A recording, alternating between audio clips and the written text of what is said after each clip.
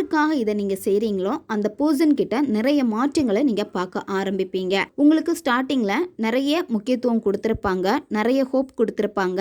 அதை இப்போ ப்ராப்பராக கடைபிடிக்க மாட்டேங்கிறாங்க. ஸ்டார்டிங் கொடுத்த முக்கியத்துவம் கூட இப்போ சுத்தமாக கிடையாது. நீங்கள் தான் அவங்கள சேஸ் பண்ணிக்கிட்டே இருக்கீங்க. மற்றவங்களுடைய பேச்சை தான் கேட்குறாங்க. உங்களுடைய பேச்சுக்கு இங்கே சுத்தமாக மதிப்பே இல்லாமல் இருக்குது அப்படின்னா நீங்கள் இதை தாராளமாக பயன்படுத்துங்க. இந்த மெத்தடை நீங்கள் யாருக்கு வேணும்னாலும் பயன்படுத்தலாம். நீங்கள் எந்த டேல வேணாலும் ஸ்டார்ட் பண்ணலாம். எந்த நேரத்தில் வேணும்னாலும் இந்த ஸ்விட்ச் வேர்டை நீங்கள் சொல்லலாம். இந்த ஸ்விட்ச் வேர்டை சொல்கிறப்போ அந்த நபருடைய ஃபோட்டோ இருக்குது அப்படின்னா அவங்களுடைய ஃபோட்டோவை பார்த்துக்கிட்டே இந்த ஸ்விட்ச் வேர்டை நீங்கள் சொல்லுங்கள்.